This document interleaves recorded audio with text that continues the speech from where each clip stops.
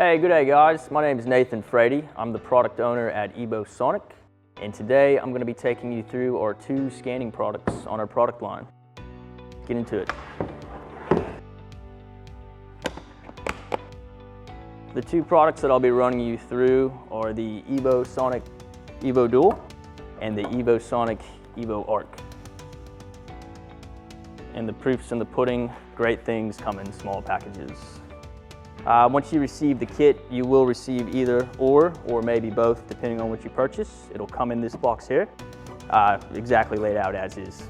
Here we have our splitter cable that goes from the splitter to the set, should you purchase the ARC. We have our evoARC encoding cable that runs from the ARC to the splitter, and our evoDUAL encoding cable. This dual axis scanner here only has two encoders and only one cable. Underneath here, you'll find our evo splitter, 8 sets of screws to mount your evoARC mounts to a flexiform, and the mount itself with quick release locking mechanism.